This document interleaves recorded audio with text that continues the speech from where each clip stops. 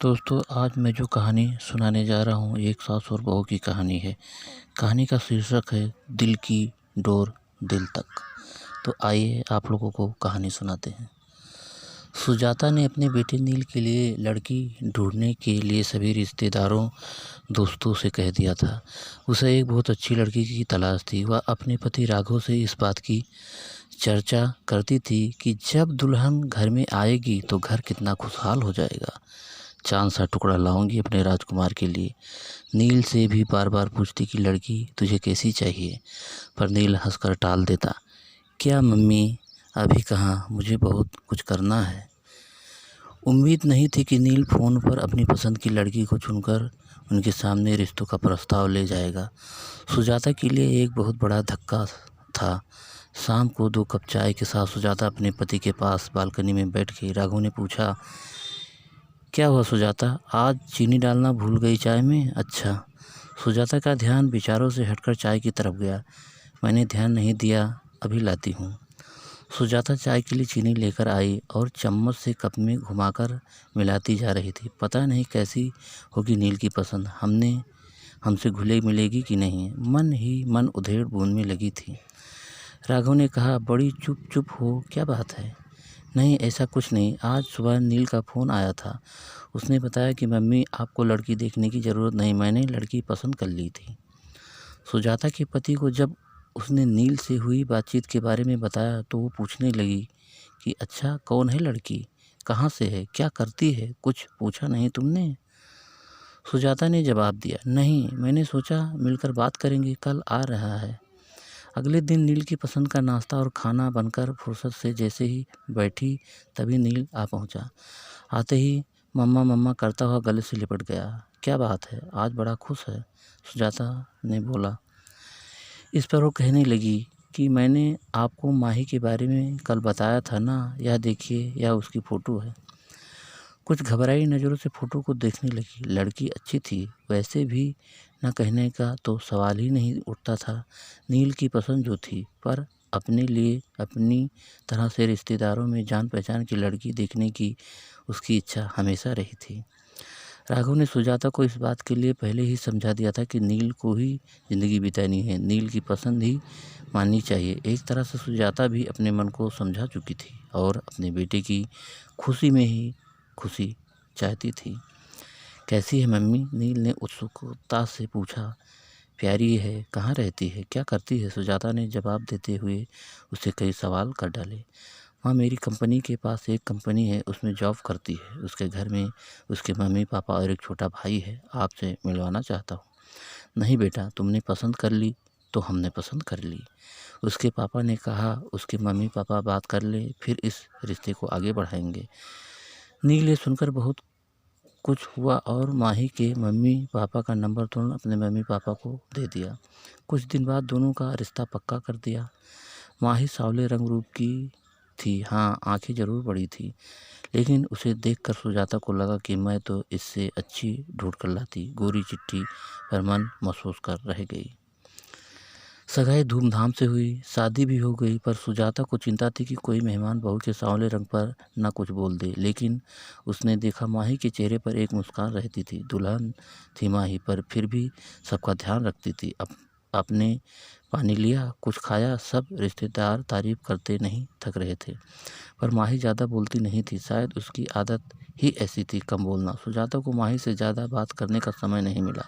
पहले मेहमान रहे, फिर वह हनीमून पर चले गए। वहाँ से लौटे तो दोनों की छुट्टियाँ खत्म हो गई और दोनों दिल्ली लौट गए। नील ने 2 कमरों का एक मकान किराए पर लिया हुआ था। माही और वह दोनों साथ ही निकलते थे। दोनों की कंपनी आसपास थी। फ़ोन पर थोड़ी बहुत बात हो जाती थी, क्योंकि सुजाता को हमेशा राघव से माही की ही बात करानी होती थी। वह हमेशा कहती, माही शायद हमें पसंद नहीं करती। सुजाता को शिकायत होती कि वो दोनों घर नहीं आते। इस पर उसके पति राघव ने उसे समझा देते कि उनको छुट्टी नहीं मिल रही होगी।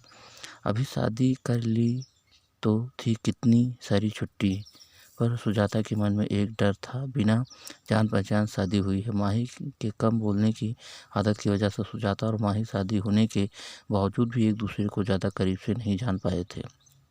एक दिन नील ने फ़ोन किया और कहा, आप और पापा कुछ दिन के लिए आ जाओ, हम दोनों को छुट्टी नहीं मिल रही है, लेकिन आप लोग यहाँ आ जाइए, साथ मिलकर रहेंगे। सुजाता ने बहुत आनाकानी करते हुए मना किया, अभी नहीं, फिर कभी। लेकिन नील मानने को तैयार नहीं था। अच्छा, तेरे पापा से पूछकर बताऊंगी। राघव के हाँ कहने पर सुजाता की खुशी बढ़ गई और उसने एक लिस्ट तैयार कर ली कि क्या क्या राघव के साथ वह बाजार से जाकर नील की पसंद का लेगी। माही की भी खाने पीने की पसंद उसे पता चल चुकी थी, इसलिए उसने लड्डू, पजीरा और घर का भी काफ़ी सामान बना लिया था और बाजार से भी उनके लिए शर्ट और सूट खरीद लाई थी। आखिर पहली बार बेटे और बहू के पास जाने जा रही थी। राघव और सुजाता टैक्सी करके दिल्ली पहुंच गए। सुजाता सोचने लगी, माही ऑफिस होगी, छुट्टी तो नहीं ली होगी। दरवाजे पर ताला नहीं था। सुजाता को अच्छा महसूस हुआ। डोरबेल बजते ही माही ने पैर छुए, नाश्ता और चाय लेकर आ गई। माही ने कहा, आप नहा धोकर कपड़े बदल लीजिए, मैं थोड़ी देर में खाना लाती हूँ। सामने नया टॉवल रख दिया। ये देखकर राघव मुस्कुराए। थोड़ी टेढ़ी निगाह से सुजाता थोड़ी सी मुस्कुराहट के साथ नजरें नीची करके नाश्ता करने लगी। बहू कितनी समझदार है। राघव ये कहने पर सुजाता कुछ नहीं बोली। कहती भी क्या। शाम को जब नील आया तो सब खुशी से मिले। सुजाता सामान दिखाने लगी। सब खुश थे। नील, सुजाता और राघव बात करते रहे थे। माही अपने इधर उधर के सामान समेटने में लगी थी। बस एक छोटी सी मुस्कुराहट लिए। रात का खाना बाहर से ही ऑर्डर कर दिया गया था। सबने मिलकर खाना खाया। खा पीकर सब सोने चले गए। माही ने 2 चादर, एक जग पानी और एक गिलास रख दिया था। सुजाता को मन ही मन खुशी हो रही थी। जैसे उसने सोचा था माही वैसे ही था। घर को घर समझने वाली। अगले दिन ऑफिस था। नील बताता था कि दोनों कन्फर्म कैलेक्स खा कर जाते थे। सुजाता ने सोचा उन्हें कंपनी में मिल जाता होगा खाना, इसीलिए कुछ ज़्यादा खाकर नहीं जाते। उसने सोचा क्यों ना मैं अपने राघव के लिए कुछ बना दूं। तभी माही की आवाज़ ने सबका ध्यान टूटा। माँ, नाश्ता रेडीमेड है। ढोकला नील ने बाजार से ले लिया था। सुजाता ने देखा माही नया सूट पहनकर तैयार थी। ये वो सूट था जो सुजाता लाई थी। माही ने आगे बोला, खाना बना दिया है, खा लीजिएगा। अपने दिए सूट में को देखकर सुजाता को खुशी महसूस हुई कि माही ने दिए का सामान रखा। सुंदर लग रही हो माही, सुजाता ने धीरे से कहा और तुरंत बात पलट दी। अरे, मैं बना लेती नाश्ता। माही ने कहा, नहीं माँ, आप क्यों काम करेंगी। अच्छा, चलते हैं, कहकर गले लगाकर ऑफिस के लिए निकल गई। सुजाता ने माही की आंखें पढ़ ली थी कि बिजी होने पर भी छोटी छोटी बातों का ध्यान रख रही थी। माही, राघव सुनो। सुजाता ने अपने गालों पर हाथ रखकर कहा, मुझे माही के गले लगने का स्पर्श देर तक महसूस हो रहा है। आज बेटी होती तो ऐसे ही गले लगवाती। राघव ने भी अखबार पढ़ते पढ़ते भावुक दिल से कहा, हाँ। लेकिन अगले दिन राघव ने सुजाता कहने लगी, क्या फ़ायदा आने का, दोनों को छुट्टी ही नहीं मिली और टाइम भी नहीं बिता पाते हमारे साथ। राघव ने भी हाँ में हाँ मिला दी। सुजाता कहने लगी, 1-2 दिन में हम चले जाएंगे। अगले दिन माही सुबह ही नाश्ता बनाने में लग गई। सुजाता ने माही से कहा, तुम तैयार हो जाओ, ये मैं कर लूँगी। नहीं माँ, आज शुक्रवार है, हम दोनों ने छुट्टी ली है और शनिवार इतवार की तो छुट्टी होती ही है हमारी। 3 दिन आपको ये शहर घुमा देंगे। मन ही मन सुजाता मुस्कुरा रही थी कि बेटी बहू के साथ पूरा दिन बिताएंगे। चारों घूमने निकल गए। जहाँ भी संभल कर चलना होती माही तुरंत सुजाता का हाथ पकड़ लेती। 3 दिन पता नहीं चला। अगले दिन सुजाता सुबह ही उठकर रसोई में आ गई। माही तुरंत बोली, मम्मी जी कुछ चाहिए नहीं। सुजाता ने कहा, मैं तो इसीलिए आई कि दोनों मिलकर काम करेंगे, सब काम जल्दी हो जाएगा। यह सुनकर माही मुस्कुरा दी। दोनों ने मिलकर नाश्ता बनाया और माही ऑफिस के लिए तैयार हो गई। नील और माही चले गए। सुजाता राघव से माही की तारीफ की जा रही थी और राघव मुस्कुरा रहे थे। तुम वही हो जो माही के लिए इतना डर बैठी थी। सुजाता धीरे से मुस्कुरा दी। शाम को नील और माही ऑफिस से आए। खाना खाते समय राघव ने कहा, नील हम कल जाने की सोच रहे हैं। नील ने कहा, अभी कुछ और दिन, अभी खूब मन लग रहा है। आप अकेले तो महसूस नहीं कर रहे हैं। नहीं नील बेटा, तुम्हारी मम्मी साथ है ना, तो दिन आराम से कट जाता है। कभी टीवी देख लेते हैं और कभी अखबार पढ़ लेते हैं। ऐसे में समय का पता नहीं चलता। नील ने कहा, तो फिर क्यों जाना।